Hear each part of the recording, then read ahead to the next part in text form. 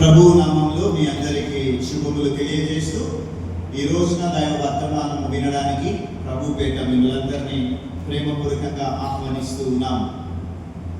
ద్వితీయోపదేశ కాండము 32వ అధ్యాయము 30వ వచనం నుండి 39. మనం 38th వర్స్ చదువుకోలేదు, కానీ అక్కడి నుంచి నేను వాక్యం తీసుకొస్తాను ముందుకి. ద్వితీయోపదేశ కాండం 32వ అధ్యాయము, యోహాను సువార్త 15వ అధ్యాయము మొదటి 5 వచనాలు, సంకీర్తనలు 139 మొదటి 14 వచనాలు మనం చదవగా విన్నాం. ఈ 3 వాక్య భాగములను ఆధారం చేసుకుని నేటి దినము మనము దైవ వర్తమానము విననయుతూ ఉన్నాము. ప్రియమైన దేవుని వారలారా, మనం ద్వితీయోపదేశ కాండంలో నుండి దేవుని వాక్యంలో ముందుకి కొనసాగుదాము. ద్వితీయోపదేశ కాండము అంటే అర్థం మీ అందరికీ తెలుసు, మరలా చెప్పబడినది అని అర్థం, లేకపోతే తిరిగి రాయబడినది అని అర్థం. ద్వితి అంటే రెండవసారి అని అర్థము. మరలా ఉపదేశింపబడినది. ఎక్కడి నుంచి మరలా ఉపదేశింపబడినది?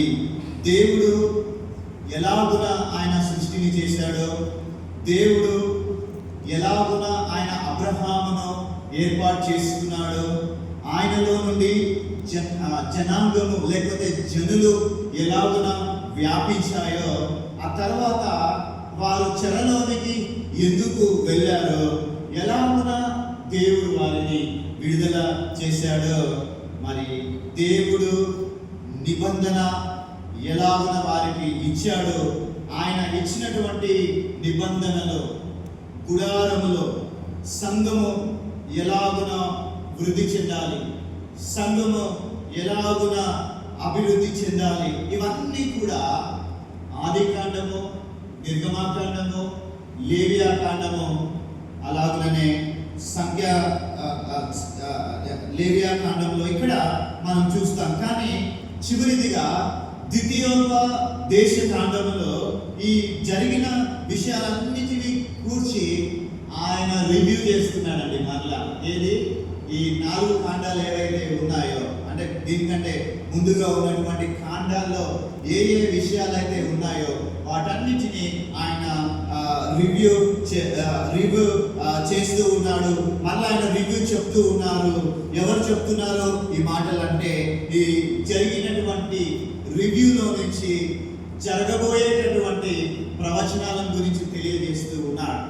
చూడండి, ఈ ద్వితీయోపదేశ కాండము ఈ 32వ అధ్యాయం 33వ అధ్యాయం అంతా కూడా మోషే, నాయకుడైనటువంటి మోషే తన చివరి కాలంలో, అంటే దేవుడు మోషేతో చెప్పినటువంటి మాటలు, నీవు నీ పితరుల యొద్దకు చేర్చబడబోతూ ఉన్నావు. ఒక నాయకుడికి లాస్ట్ నాయకత్వం అన్నమాట ఆయనకి ఇక్కడ మోషేకి.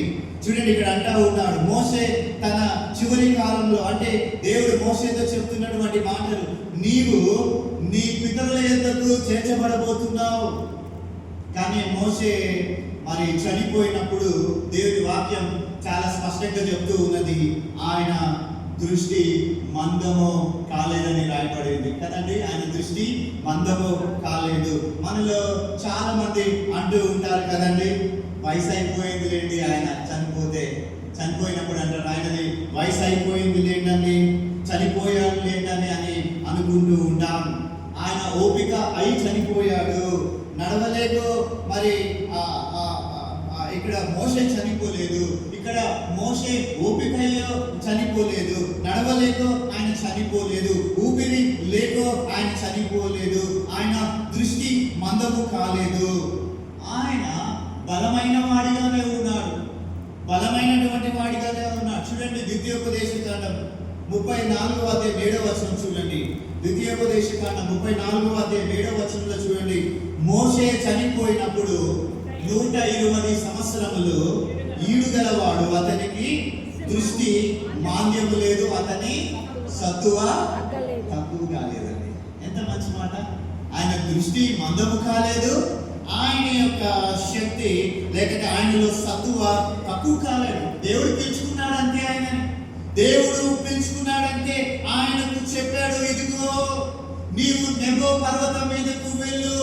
నెబో పర్వతం మీద నుండి నీవు ఒక్కసారి పాలు తేనెలు ప్రవహించేటటువంటి ఆ దేశాన్ని మోషే ఒక్కసారి చూచి, నీవు కనులారా చూసిన తర్వాత నీవు నా దగ్గరకు చేర్చబడతావు, నీ పితరుల దగ్గరికి నీవు వెళ్తావు. ఇది దేవుడు చెప్పినటువంటి మాటలు. ఆయన అక్షరాల అదే చేశాడు. ఏడవలేదు, దుఃఖించలేదు, పిచ్చెక్కినటువంటి వాడిగా మోషే ప్రవర్తించలేదు కదండి. ఈ లోకంలో మరణిస్తారు, లేకపోతే భయంకరమైన రోగం వచ్చిందంటే చాలండి, ఆయన బ్రతకడానికి ఒక 10 సంవత్సరాలు ఉన్న సంవత్సరం లోపే చనిపోతాడు. కారణం ఏంటి? ఆయన హృదయంలో పడిందేది, ఇంకొక కొన్ని సంవత్సరాలకు నేను మరణిస్తాను అనే వార్త తెలిసినప్పుడు మరణం అంటే చాలా మందికి భయం. అందరికి అది భయపెడుతూనే ఉంటుంది. మరణాన్ని చూసి భయపడి మతి స్థిమితం కూడా కోల్పోయినటువంటి వారు లేకపోలేదు ఈ లోకంలో. కానీ మోషే నమ్మకమైనటువంటి నాయకుడు. మరి దేవుని ఇల్లంతటిలో అతడు నమ్మకస్తుడు, సాత్వికుడు. దేవుని చేత ఆయన ఏర్పాటు చేయబడ్డాడు కాబట్టి ఆయన ప్రవచనాత్మకంగా తన ప్రజలకు అంటే ఇశ్రాయేలీయులకు ఏం చెప్పాలో ఆయన చెప్తూ వచ్చాడండి. ఎప్పుడు?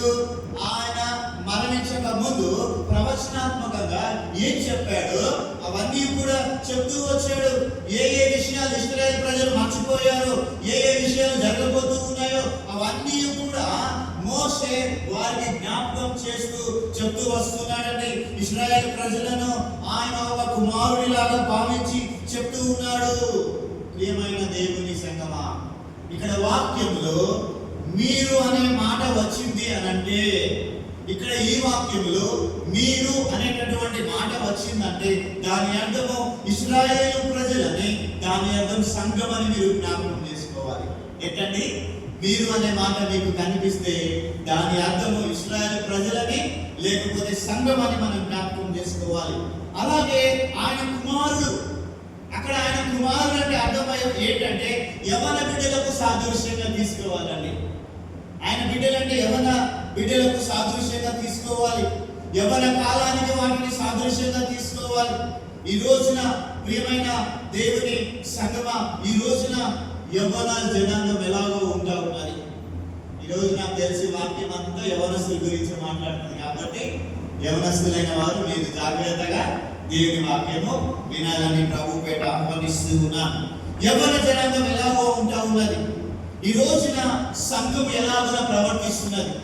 ఈ రోజున సంఘం ఎలాగున్నది, ఈ రోజున విశ్వాసులు ఎలాగున ఉన్నారు, వాటిని మీరు అర్థం చేసుకోవాలని జ్ఞాపకం చేస్తూ ఉన్నాను. అలాగే ఇక్కడ మోషే మాట్లాడుతూ చెప్పినటువంటి మాటలు ఒకసారి చూడండి.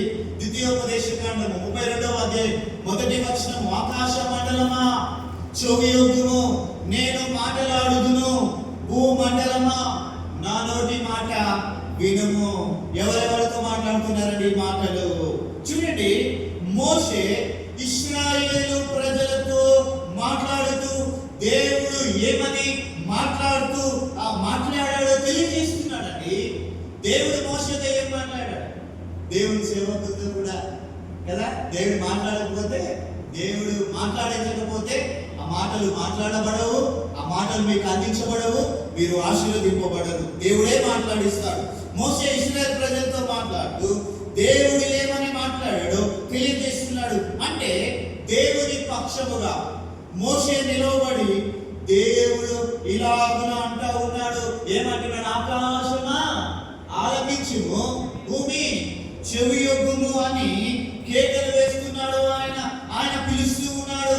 ఎందుకు ఇలాగా జరగవలసి వచ్చినది? దేవుడు అనగా సృష్టికర్త. ఈ సృష్టికర్తల గురించి మనం చూసినప్పుడు ఆయన సమస్తాన్ని కూడా చేసినటువంటి దేవుడు కదండి. ఆయన సమస్తాన్ని కూడా చేసినటువంటి దేవుడు. సృష్టికర్త అనేటటువంటి మాట హీబ్రూ భాషలో వాడినటువంటి పదము ఎలోహీం అనేటటువంటి పదం వాడబడిందండి. ఏంటండి? ఎలోహీం అని వాడబడింది.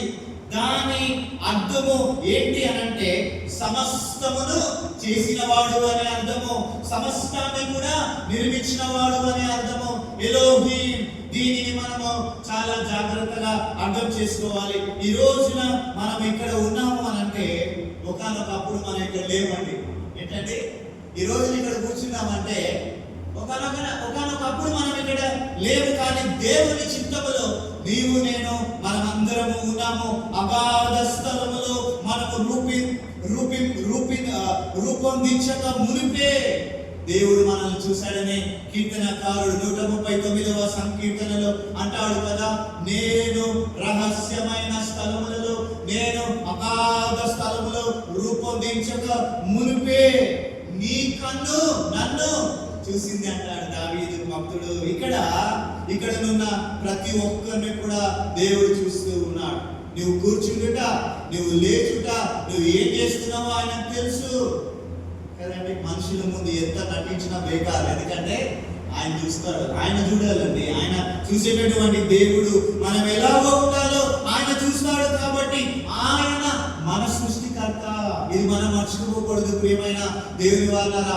ఆయన మన సృష్టికర్త. అందుకనే యెషయా గ్రంథము 63వ అధ్యాయము 16వ వచనము, యెషయా గ్రంథం 63:16, యెషయా గ్రంథము 64:8వ వచనము, యెషయా గ్రంథం 64:8, ఇర్మియా గ్రంథము 3వ అధ్యాయము 19వ వచనము, ఇర్మియా గ్రంథము 3వ అధ్యాయము 19వ వచనము, మలాకి గ్రంథము 1వ అధ్యాయము 6వ వచనము, మలాకి గ్రంథము 1వ అధ్యాయం 6వ వచనము. ఈ వాక్యముల ప్రకారంగా ఆయన సమస్తాన్ని చేసినటువంటి సృష్టికర్త అయినటువంటి మన పరమ తండ్రి. ఈ రోజున మన పరమ తండ్రి సృష్టికర్త తన పిల్లలను చూసి ఏమని బాధపడుతున్నాడో తెలుసండి.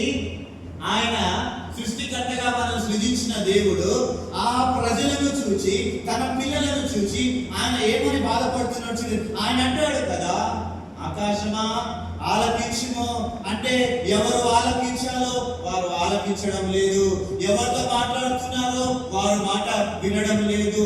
ఎవరికైతే ఆయన మంచి ఉద్దేశాన్ని కలిగి ఉండి ఇదిగో నా సొత్తు అయినటువంటి నా జనాంగమాని వారిని ఏర్పరచుకున్నాడో ఆ ప్రజలు ఆయన మాట వినడం లేదు. ఆ ప్రజలు ఆయన మాట వినడం లేదు. ఈ రోజున నీవు నేను ఇశ్రాయేలు ప్రజలు ఎలా ఉన్న చోజన్ పీపుల్ గా ఉన్నామో, ఇశ్రాయేల్ ప్రజలు ఏ విధంగా ఏర్పరచబడిన జనాంగంగా ఉన్నారో అలాగే నీవు నేను కూడా ఏర్పరచబడ్డాము. మనమందరము కూడా ఏర్పరచబడినటువంటి జనాంగము. నిన్ను గూర్చి నీ తండ్రికి ఒక ఉద్దేశం ఉంటుంది, నిన్ను గూర్చి నీ తల్లికి ఒక ఉద్దేశం ఉంటుంది. ఇది చాలా మంది మర్చిపోతూ ఉంటారు. ప్రాముఖ్యంగా యవన బిడ్డలు యవనస్తులారా, 40 years నుంచి బిలోగా ఉన్నటువంటి వారు. మళ్ళీ మీరు అనుకోకండి అయ్యారు మాకు 50 years, మీరు కూడా యవనస్తులే.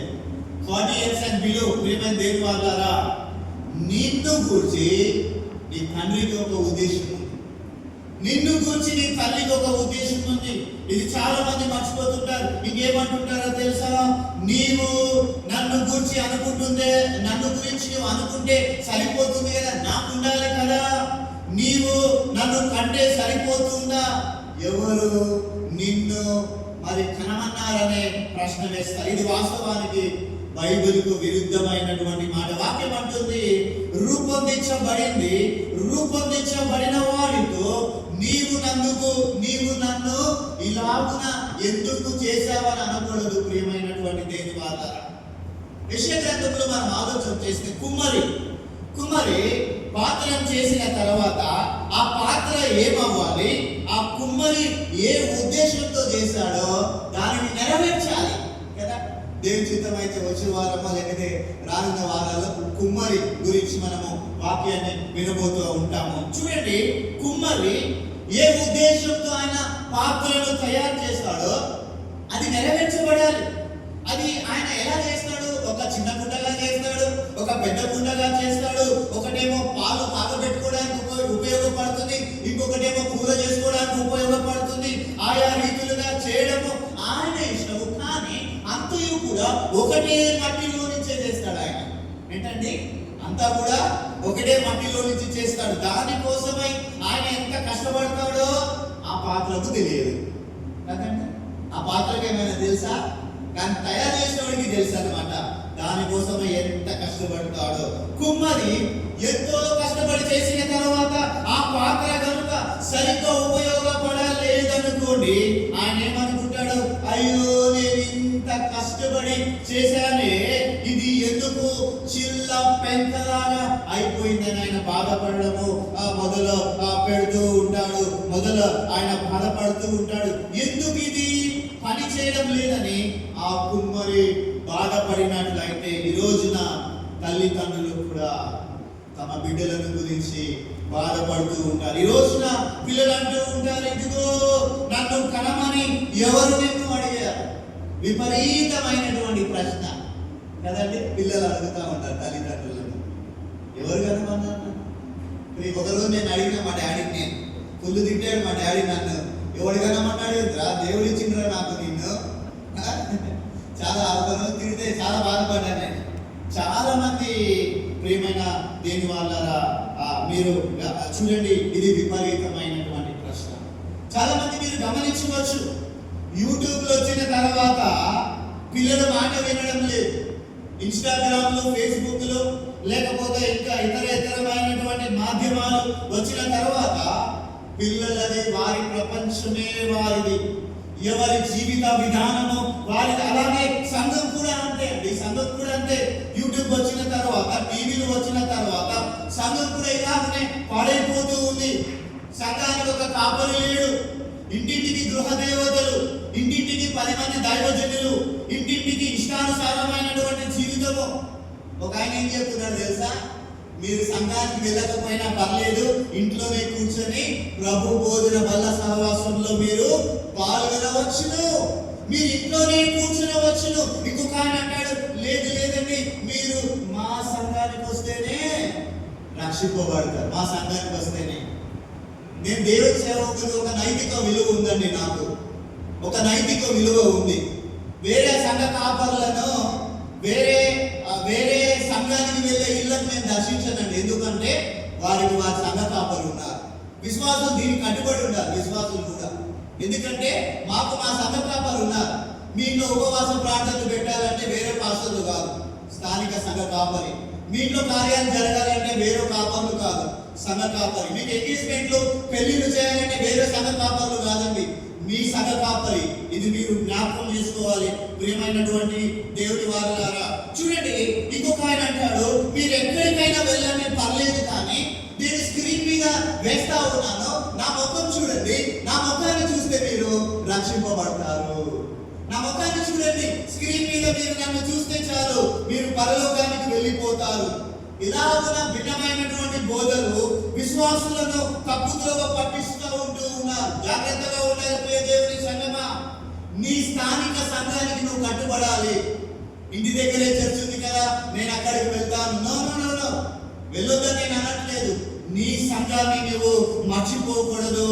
ఈ రోజున చాలా మంది అన్‌ట్రైన్డ్ పాస్టర్స్ రాంగ్ డాక్ట్రిన్స్ ని బోధిస్తూ ఉంటూ ఉన్నారు. నీ సంఘానికి నీవు కట్టుబడి ఉండు. ఒక వారం ఒక సంఘానికి, మరొక వారము మరొక సంఘానికి మంచిది కాదు. Stick on to the one church. భార్య భర్త ఏ విధంగా కట్టుబడుతుందో నీ సంఘానికి నీవు కట్టుబడాలి ప్రియమైన దేవుని వారలారా. ఈ రోజున విభిన్నమైనటువంటి బోధలు మనుషులలోనికి, సంఘాల్లోనికి ప్రవేశించాయి. కాబట్టి సంఘానికి కూడా ఒక కాపరి లేడు, వ్యక్తులు కూడా పాడైపోయారు, విశ్వాసులు కూడా పాడైపోతున్నారు. ఎందుకంటే ఈ రోజున మాధ్యమము ఆ విధంగా పనిచేస్తూ ఉంది. మాధ్యమం మంచిదేనండి. ఎక్కడైతే సువార్త అందరి ప్రాంతాలు ఉన్నాయో వారికి మాధ్యమము చాలా ఇంపార్టెంట్. ఇదిగో వాక్యం తెలియజేస్తుంది, ఇదిగో నేను మీ తండ్రిని కాదా అని ప్రభు ప్రశ్నిస్తా ఉన్నాడు. ఇదిగో మీ తండ్రిని కాదా? చూడండి, ద్వితీయోపదేశ కాండము 32వ అధ్యాయం 6వ వచనం బి పార్ట్ లో ఆయన ఏమంటున్నాడంటే, చూడండి, ఇదిగో నేను నిన్ను సృష్టించిన తండ్రిని కాదా? ఆయన నిన్ను సృష్టించిన తండ్రి కాదా? మోషే ఇశ్రాయేలు ప్రజలతో చెప్పిన మాట, ఇదిగో సృష్టికర్త అయినటువంటి దేవుడు ఏం మాట్లాడుతున్నాడంటే, ఆకాశమా ఆలకించుము, భూమి చెవియొగ్గు. ఎందుకనగా నీవు బొత్తిగా పాడైపోతూ ఉన్నావు. ఇదిగో లోకమా నీవు పాడైపోతూ ఉన్నావు. ఉన్నావు. నీవు దేవుని సన్నిధిలో ఉండవలసిన రీతిలో నీవు ఉండకుండా నీవు పాడైపోతూ ఉన్నావు. ఒకసారి 7వ వచనం చూడండి. 7వ వచనము, ఆయనే నిన్ను పుట్టించి స్థాపించెను, పూర్వ దినములను జ్ఞాపకం చేసుకునము, తరముల సంవత్సరములను తలంచుకునము. నీ తండ్రిని అడుగుము, అతడు నీకు తెలుపును. నీ పెద్దలను అడుగుము, వారు నీతో చెప్పుదురు. నీ స్థితి ఏమిటో పెద్దలను అడగాలి. నీ స్థితి ఏమిటో పెద్దలను అడగాలి. నీ స్థితి ఏమిటో నీ తండ్రిని అడగాలి. అలాగే నీ స్థితి ఏమిటో నీ పెద్దలను అడుగు. పెద్దలతో మాట్లాడతారా? అసలు ఎవరు వస్తున్నారా? పెద్దలంటే ఎవరండి? మీ తల్లిదండ్రులు అండి, మీ తాత. వారిని అడగండి. పిల్లలు, మనవాడు, మనవరాలు. ఈ బిజీ ప్రపంచంలో నేను మరలా మీకు చెప్తా ఉన్నాను. వారిని అడిగి వాళ్ళ పరిస్థితులు, వాళ్ళ ప్రార్థన జీవితం ఏంటో ఒకసారి అడగండి. మా బిడ్డలు మమ్మల్ని అడుగుతారు, డాడీ మీ చిన్నప్పుడు ఏంటి? చిట్టి తాత, మా డాడీ మీ చిట్టి తాత అంటారు. చిట్టి తాత ఎట్లా పాస్ అయ్యిండు? ఇవి అడిగినప్పుడు ఖచ్చితంగా నేను నా బిడ్డలకు నేను తెలియజేస్తాను. పెద్దలంటే నీ పితరులతో మాట్లాడు. వారు చెప్పేటటువంటి మాటలు నీవు ఆలోచించి ఒకసారి నీ స్థితి నీవు ఎలాగున ఉన్నావు అని అంటే నీ పూర్వకాలంలో ఏం జరిగిందో వారు చెప్తారు. వాళ్ళు అడగడం లేదు. ఈ రోజున వారికి సహవాస ధర్మము తెలియదు, వారికి సహవాసం యొక్క విలువలు తెలియదు. చాలా మంది పెద్దలు మాట్లాడుతూ ఉంటే ఆగండి చెప్పి విసుక్కుని వెళ్ళిపోయేటటువంటి వారు చాలా మందిని చూస్తాం. అయితే వాక్యం అంటుంది కదా, ఆయన నీ సృష్టికర్త కదా, ఆయనే నీ తండ్రి కదా. నీవు నీ పితరులను అడుగు, నీవు నీ తండ్రిని అడుగు అని వాక్యం తెలియజేస్తున్నాను. నీ తండ్రిని అడుగు అని వాక్యం తెలియజేస్తుంది. క్రీస్తునందు ప్రియమైనటువంటి దేవుని సంగమా, దేవుడు ఇశ్రాయేలు ప్రజలకు ప్రత్యేకమైనటువంటి పేరు పెట్టుకున్నాడండి. ఏంటండి? దేవుడు ఇశ్రాయేలు ప్రజలకు ప్రత్యేకమైనటువంటి పేరు పెట్టుకున్నాడు. ఏంటి ఆ ప్రత్యేకమైనటువంటి పేరు? ఏంటంటే రాజులైన యాజక సమూహమా, లేకపోతే ఏర్పరచబడినటువంటి జనాంగమా. మీకు తెలుసు కదా, నిర్గమాకాండము 19వ అధ్యాయం 4 నుండి 6 వచనాలు. నిర్గమాకాండము 19, 4 నుండి 6 వచనాలు మీరు జస్ట్ చూడండి. అక్కడ రాయబడినటువంటి విషయం ఏంటంటే, మీరు ఏర్పరచబడిన జనాంగం అని, ప్రత్యేకింపబడిన జనాంగం అని ఆయన యొక్క వాక్యము తెలియజేస్తూ ఉంది. ఈ ఏర్పరచబడిన జనులు, ప్రజలు ఎలా అయిపోతున్నారంటే వాళ్ళు దేవుని మాట వినకుండా వెళ్ళిపోయినటువంటి వారుగా ఉన్నట్లుగా మనము గమనిస్తూ ఉన్నాం. వారు ఏర్పరచబడిన వారిగా ఉన్నారు, కానీ వారి యొక్క స్థితి ఎలాగున ఉంది అని అంటే దాన్ని పోగొట్టుకుని వారు లోకములో అన్య జనాంగముతో కలిసిపోయిన వారిగా వారి జీవితం ఉందండి. ఎలా ఉందండి? వీరేమో రాజులైన యాజక సమూహం అంటున్నాడు దేవుడు, వారేమో ఏర్పరచబడిన జనాంగం అంటున్నారు. వారు ఎలాగైపోయారండి?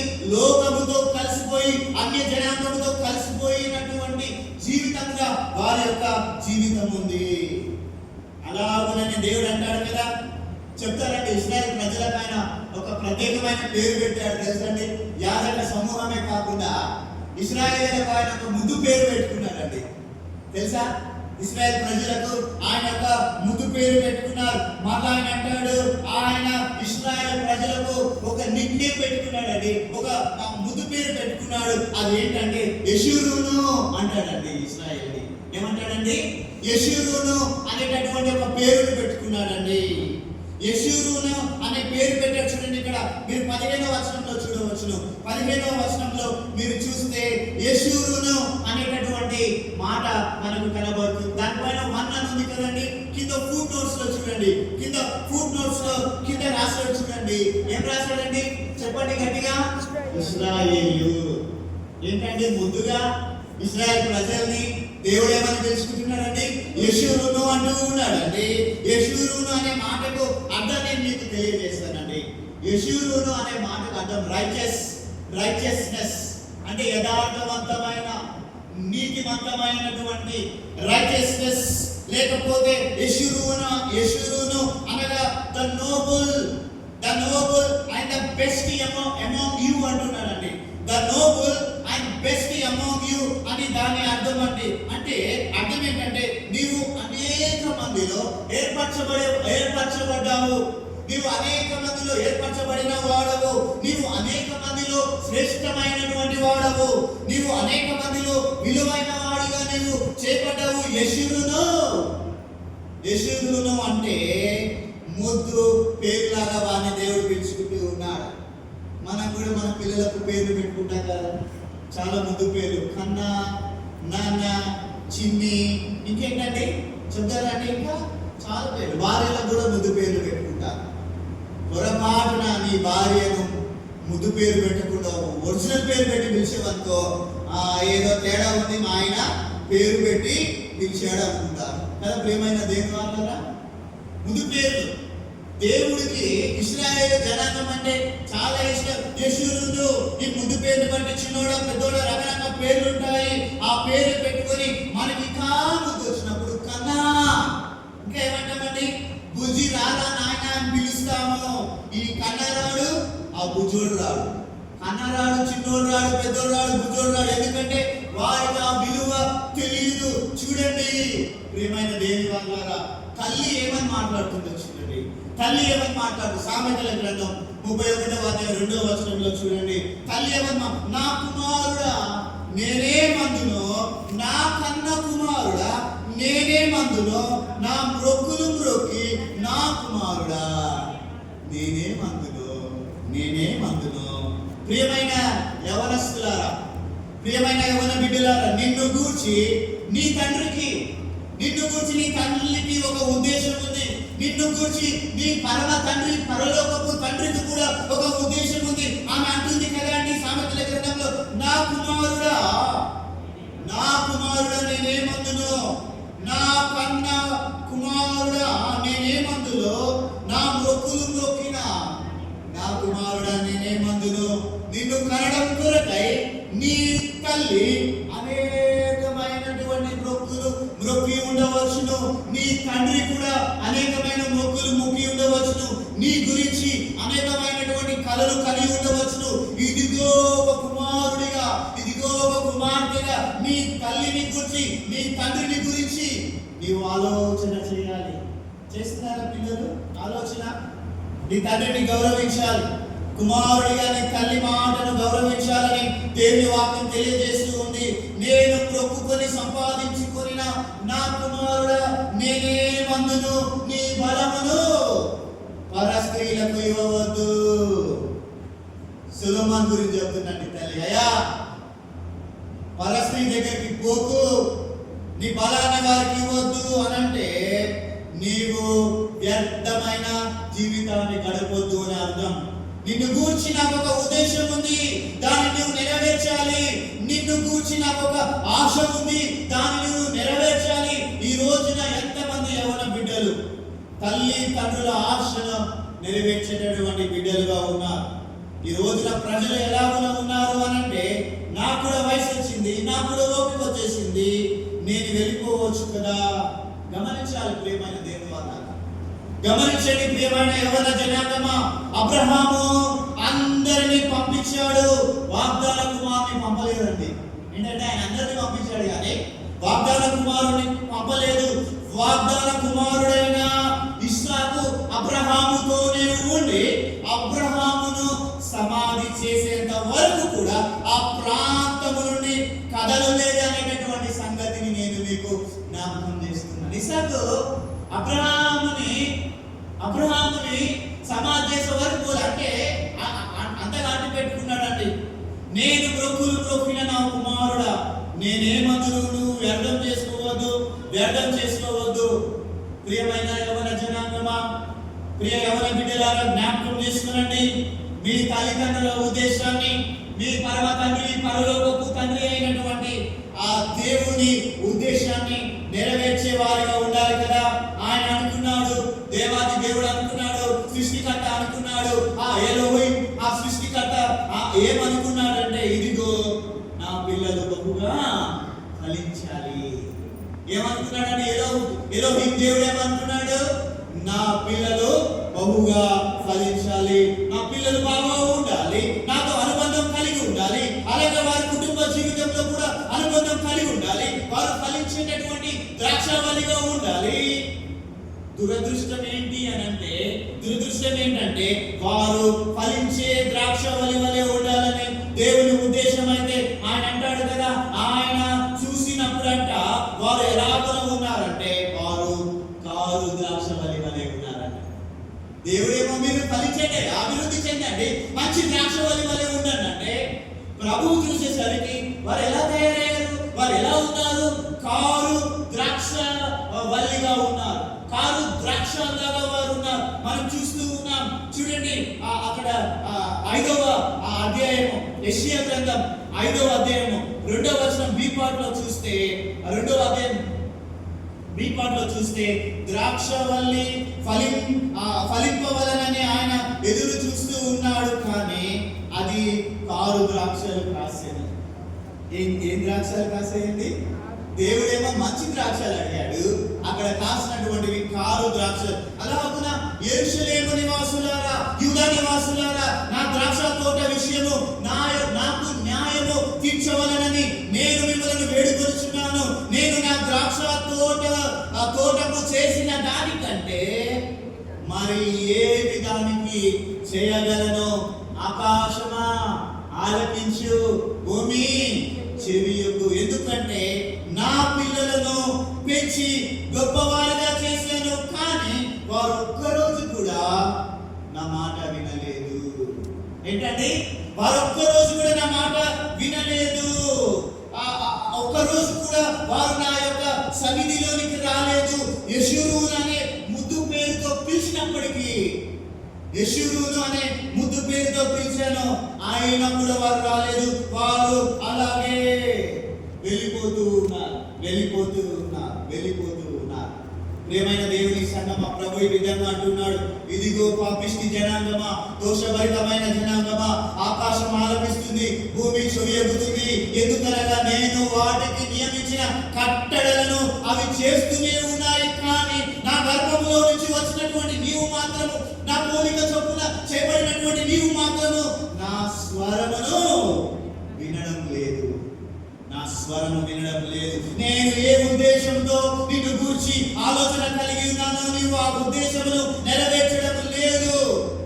నీవు ఫలించాలని, మంచి ద్రాక్షవల్లి వలె ఉండాలని, మంచి ద్రాక్ష పండ్ల వలె ఉండాలని, the essence of a life ఎలా ఉండాలి అంటే శ్రేష్టమైనదిగా ఉండాలని నేను కోరుకున్నాను. కానీ ఎలా కాసాయండి ద్రాక్షలు?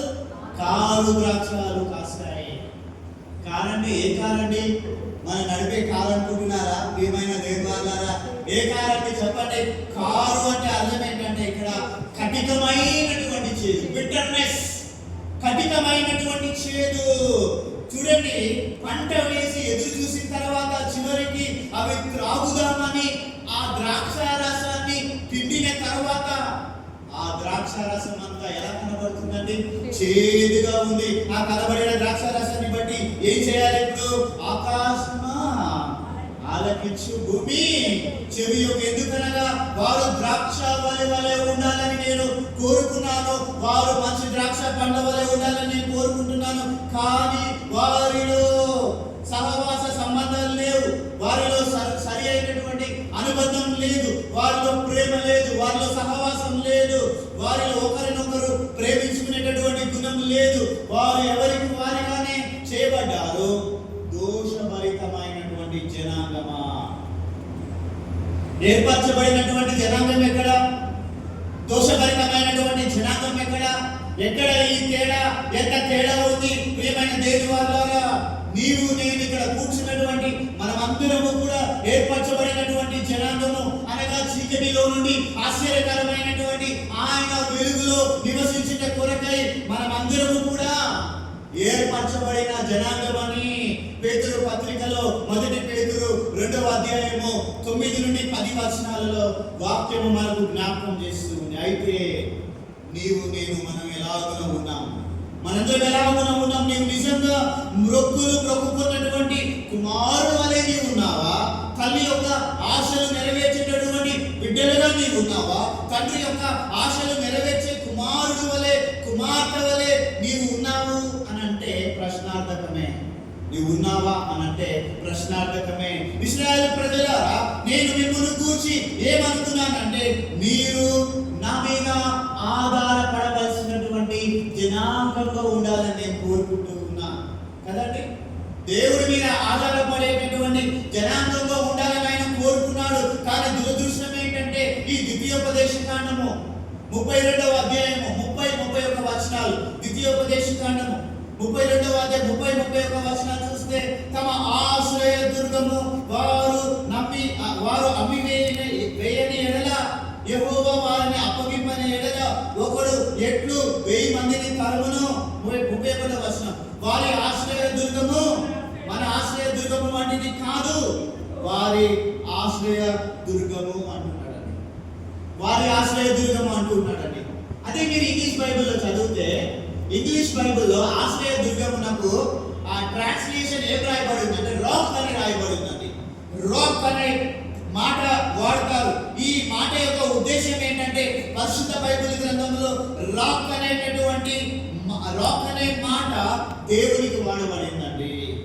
దేవునికి వాడబడింది అనగా దుర్గము అనే మాట, రాక్ అనే మాట దేవునికి వాడబడింది. అందుకనే పౌలు అంటాడు కదా, కొరింథీయులకు రాసిన మొదటి పత్రిక 10వ అధ్యాయం 4వ వచనంలో, కొరింథీయులకు రాసిన మొదటి పత్రిక 10వ అధ్యాయం 4వ వచనంలో, ఆ రాక్, ఆ బండ క్రీస్తే అని దేవుని వాక్యం తెలియజేస్తుంది.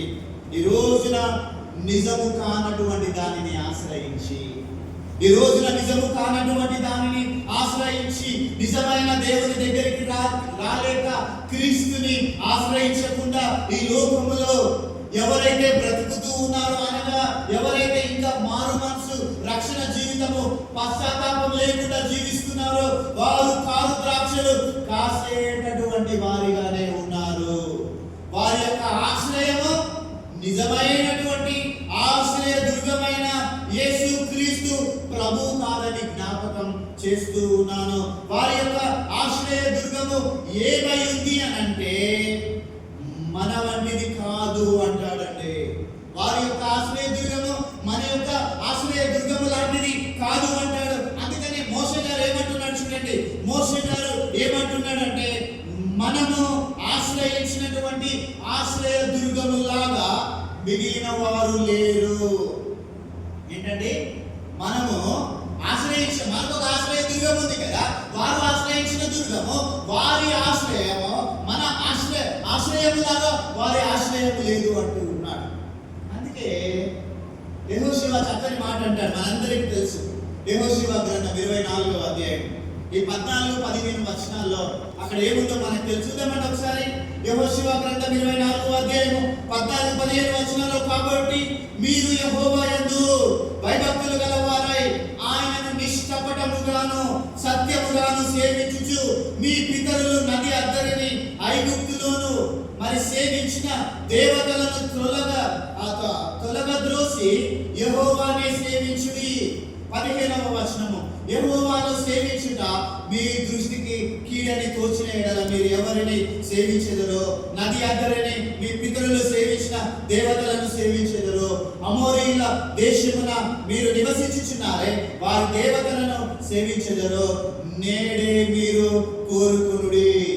మీరెవరిని సేవింపగోరినను నేనును నా ఇంటి వారును యెహోవానే సేవించెదను. ఏమంటున్నాడండి?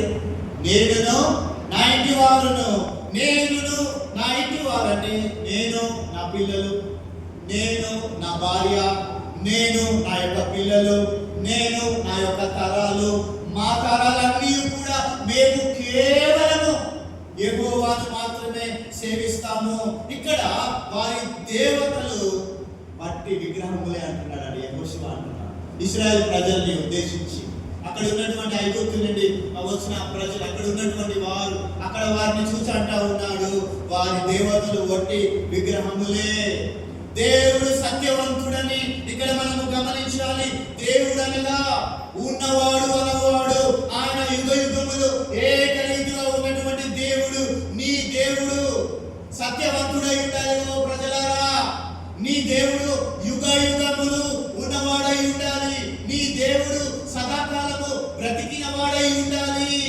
ఒకవేళ అది కాకపోతే నీవు ఆ దేవుణ్ణి విడిచిపెట్టుట మంచిదంటున్నాడు యెహోషువ. అట్లా కాకపోతే విడిచిపెట్టేసేయండి. అందుకని యెహోషువ అంటాడు, నది అవతల ఐగుప్తీయులు ఆరాధన చేసి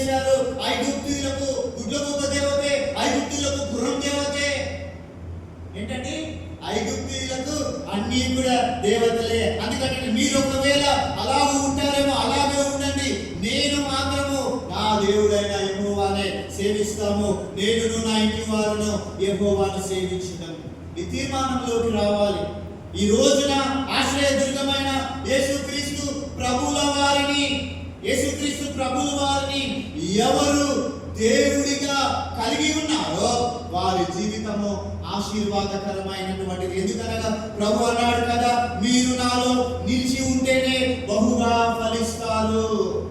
అందుకనే యోహాను సువార్తలో మనం చదివే విన్నాక, ప్రియమైన దేవుని వారలారా, మీరు నాలో నిలిచి ఉంటేనే మీరు బహుగా ఫలిస్తారు. ఇక్కడ రాయి ఏం తెలియజేస్తుందండి? ఈ రాక్, ఈ ఆశ్రయదుర్గము ఏం తెలియజేస్తుందంటే, రాయి స్థిరత్వాన్ని తెలియజేస్తుందండి.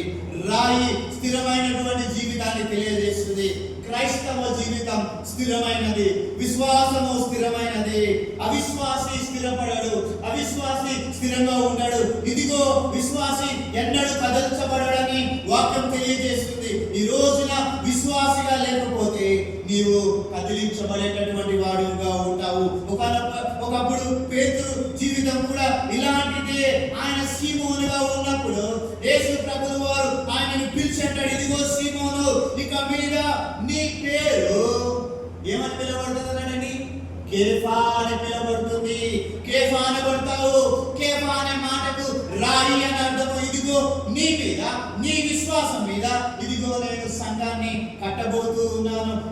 ఇటువంటి స్థిరమైనటువంటి విశ్వాసము మనలో ఉండాలి. కాబట్టి ఇశ్రాయేలు ప్రజలారా, రాయి అయినటువంటి స్థిరమైన విశ్వాసములో వారు లేకుండా వారి ఆశ్రయదుర్గము ఈ లోక దేవతల మీదకి వారు వెళ్ళిపోయారు.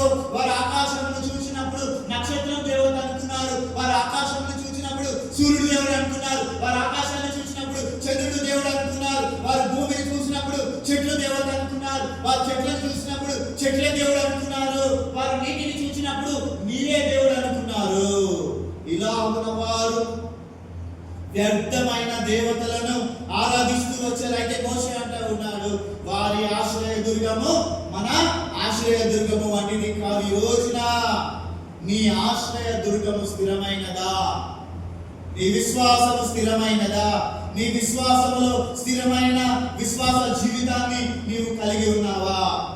అందుకనే యాకోబు అంటాడండి, ఆదికాండం 4:9 చూడండి.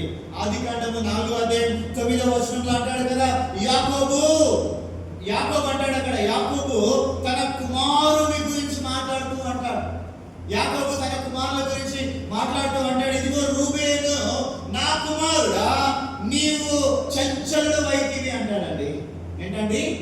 రూబేను, నువ్వు చంచలుడు వైతివి, నువ్వు స్థిరత్వం లేనటువంటి వాడివి. ఇక్కడ పేతురు కూడా అటు ఇటు కదిలిపోతూనే ఉన్నాడు, మునిగిపోతూనే ఉన్నాడు. పేతుర్ని ప్రభు లేవనెత్తి ప్రభు చెప్పిన మాట, ఇక మీదట నీవు కేఫా అనబడవు, అనగా రాయి అయినటువంటి స్థిరమైన జీవితాన్ని ప్రభు మనందరికి ఇస్తూ ఉన్నారు. ఈ రోజున ప్రతి యవనస్తుడు కూడా, ప్రతి యవన బిడ్డ కూడా జ్ఞాపకం చేసుకోవాలి, యేసుక్రీస్తు ప్రభువు వారు నీ ఆశ్రయ దుర్గముగా ఉండునట్లుగా యేసు ప్రభువులో నీవు రక్షింపబడిన అనుభవము కలిగి ఉండాలి. యేసు ప్రభువునిలో చూడండి, యేసు ప్రభువునిలో ఆయన రక్తములో కడగబడిన ఏ యవనుడి జీవితం అయితే ఉంటుందో వాడు స్థిరమైనటువంటి వాడిగా ఉంటారు, వారు స్థిరమైన వారిగా ఉంటారు. అందుకనే వాక్యం తెలియజేస్తుంది కదండి, యవన కాలంలో మరి నరుడు కాడి మోయట నరునికి మేలు అని దేవుని వాక్యం తెలియజేస్తుంది. ప్రియమైన యవన జనాంగమా, ప్రియమైన యవన బిడ్డలారా, ఇక్కడ ఎంతమంది ఉన్నారో నాకు తెలియదు, కానీ చూడండి, నీ జీవితాన్ని జ్ఞాపకం పెట్టుకో. నీ జీవితంలో యేసు ప్రభువు వారు ఆశ్రయ దుర్గముగా ఉండినట్లయితే నీ జీవితం ధన్యకరం. నీవు పడిపోయేవాడిగా ఉండవు, నీవు పడిపోయేవాడిగా ఉండవు, నీవు నిలబడేవాడిగా ఉంటావు. అనేక మంది నిలబడడానికి నీవు ఆశ్రయముగా ఉంటావని దేవుని వాక్యం ద్వారా జ్ఞాపకం చేయబడుతూ ఉన్నారు. వారి ఆశ్రయ దుర్గము మన ఆశ్రయ దుర్గము వంటిది కాదు. ఇది మొదటి విషయం. ఇక రెండవ విషయం క్లుప్తంగా చెప్పి ముగించేస్తానండి 5 నిమిషాల్లో. ఇక రెండవది, మొదటిది ఏంటంటే వారి ఆశ్రయ దుర్గము మన వంటిది కాదు అని మోషే అంటున్నాడు.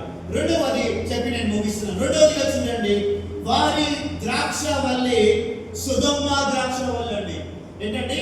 వారి ద్రాక్షవల్లి సొదొమ ద్రాక్షవల్లి అది గొమొర్రా పొలములో పుట్టినటువంటిది. ఏంటండి? సొదొమ ద్రాక్షవల్లి ఎక్కడ పుట్టింది? గొమొర్రా పొలంలో పుట్టినటువంటిది. సొదొమ అనే మాటకు అర్థం ఏంటండి? సొదొమ అనేటటువంటి మాటకు అర్థము విక్రిడ్నెస్ అండి. విక్రిడ్నెస్ లేకపోతే మంట, అగ్ని అని అర్థం అండి సొదొమ అంటే. అలాగే గొమొర్రా అనే ప్రాంతానికి వెళ్తే గొమొర్రా ప్రాంతం ఎలా ఉందండి? అది సారవంతమైనటువంటి నీళ్లు కలిగినటువంటి లోతైనటువంటి ప్రాంతం అని గొమొర్రాని గురించి వాడతారండి. కానీ ఆ తర్వాత కాలంలో దేనికి సాదృశ్యం అంటే రెబెలియస్ పీపుల్ అండి. ఏంటంటే రెబెలియస్ పీపుల్. ఒక సారవంతమైన భూమి, ఒక మంచి నీళ్లు కలిగినటువంటి భూమి ఇప్పుడు ఏమైపోయిందండి? రెబెలియస్ పీపుల్ గా అయిపోయింది. గొమొర్రా అంటే అర్థము విక్రిడ్నెస్. ఇప్పుడు మరి సొదొమ అంటే, ఇప్పుడు గొమొర్రా అంటే రెబెలియస్ పీపుల్ కి సాదృశ్యంగా అది వాడబడింది. సొదొమ గొమొర్రా రెండు ప్రాంతాలు కూడా ఆయన అనైతికతకు వాడబడ్డాయండి. No ethical values. There are issues, lot of ethical issues are there. అనైతికతకు వాడబడ్డాయి. ఇక్కడ అంటాడు కదా, వారి ద్రాక్షవల్లి సొదొమ ద్రాక్షవల్లి. అందుకనే యోహాను సువార్త 10:1 మనం ఇందాక చదివాం. ప్రభు అంటాడు కదా, నేను నిజమైన ద్రాక్షవల్లి, నా తండ్రి వ్యవసాయకుడు. నేను నిజమైన ద్రాక్షవల్లిని. యేసుక్రీస్తు ప్రభువు వారు నిజమైన ద్రాక్షవల్లి. ఆ ద్రాక్షవల్లి ఫలించేటటువంటి పొలముగా నీవు నేను ఉండాలి. అందులో మనము యవనస్తులాగా అందులో మనం ఫలించేటటువంటి వారముగా మనం ఉండాలి. ఆ పొలము ఉన్న స్థలములో నీవు ఉండాలి. ఆ పొలమున్న స్థలంలో మనం ఉండాలి. ఆయనకు అంటు కట్టబడి తీగ వలె ఉంటే నీవు నేను కూడా శ్రేష్టమైన ద్రాక్షవల్లిగా ఫలిస్తావు. సొదొమ గొమొర్రా ఒకానొక దినాన నాశనం చేయబడ్డాయి. ఎందుకంటే వారి యొక్క అనైతికతమైనటువంటి జీవితము దేవుని దృష్టిలో ఆ పట్టణాలు బహు ఘోరముగా కనబడింది. కాబట్టి దేవుడు దేని చేత వాటిని దహించి వేశాడండి? చెప్తామా? దేని చేత దహించి వేశాడు? అగ్ని గంధకముల చేత దానిని దహించి కాల్చి వేశాడు. ఈ రోజున మనం ఎలాంటి సహవాసంలో ఉన్నాం? ఒక మంచి సంఘానికి మనం కట్టబడి ఉన్నామా?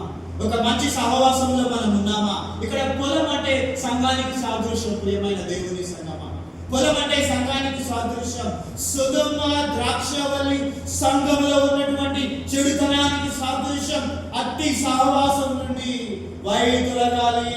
ప్రియమైన దేవుని వల్లరా మనము ఏ ద్రాక్షవల్లిలో నిలిచి ఉన్నామో చూసుకోవాలి.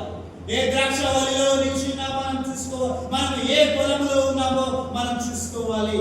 ఈ వాక్యం యొక్క ప్రధానమైనటువంటి ఉద్దేశం, ఈ రోజున మన వాక్యం యొక్క ప్రధానమైనటువంటి ఉద్దేశము యవనస్తులను గూర్చినటువంటిది, యూత్ని గూర్చినటువంటిది.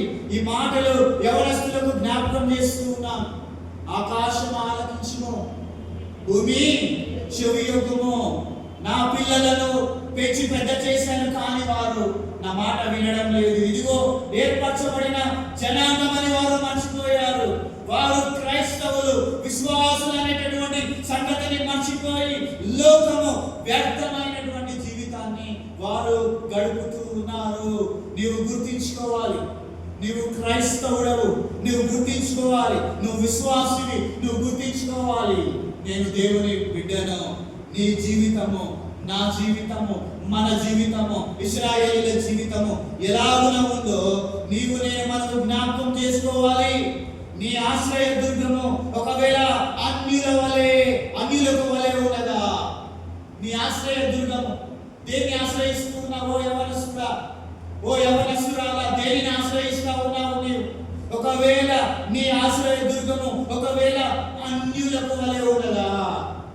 లేకపోతే క్రీస్తు అనేటటువంటి బండ మీద నీ విశ్వాసము నిలబడి ఉన్నదా? నీ ఆశ్రయ దుర్గము క్రీస్తు అని, హి ఈజ్ మై రాక్ అని చెప్తాం కదండి. హి ఈజ్ మై రాక్, ఆయన నా బండ అని చెప్తాం కదా. ఆ బండను మనము ఆశ్రయిస్తా ఉన్నాము. ఆ బండ మీద స్థిరత్వం కలిగి మనం ఉంటూ ఉన్నామా? చిన్నప్పుడు పాట పాడగా, చిన్నప్పుడు వానలు వచ్చి వరదలు వచ్చి కూలిపోయాయి. బుద్ధి గలవాడు ఇసుక మీద ఉన్నాడు, బుద్ధి కలిగిన వాడు దేని మీద ఉన్నాడండి? బండ మీద ఉన్నాడు. బండ మీద ఉన్నాడు ముందుకెళ్ళినటువంటి వాడు. క్రీస్తు అనేటటువంటి బండ మీద యవనస్తుడా నీ జీవితాన్ని నువ్వు కట్టుకున్నట్లయితే, వేరే దాన్ని ఆశ్రయించావో మన జీవితం అధోగతి అయిపోతుంది. ఇక రెండవదిగా, నువ్వు ఏ పొలంలో ఉన్నావు, ఏ ద్రాక్షావళికి నువ్వు అంటుకట్టబడ్డావు, ఏ పొలంలో నీవు ఉన్నావో, ఏ పొలంలో నేను ఉన్నానో, క్రీస్తు అనేటటువంటి ద్రాక్ష పొలంలో నీవు నిలబడి ఉన్నావా? నేను నిలబడి ఉన్నామా?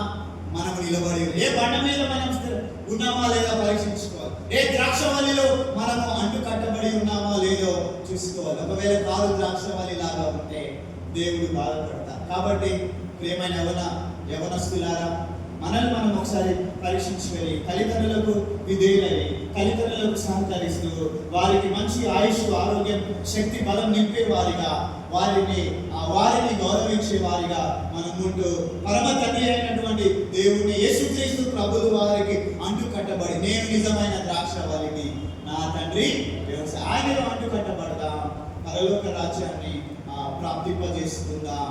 ఎత్తబడే గుంపులు, ఎత్తబడే సమూహంలో మనమందరం ఉందాం. అట్టి కృప ధన్యత దేవుడు మనందరికీ దయచేయుగాక. దేవుడు మనలందరినీ అత్యధికంగా ఆశీర్వదించుగాక. ఈ విన్న వాక్యమును బట్టి స్థానిక ఆశ్రమ గారు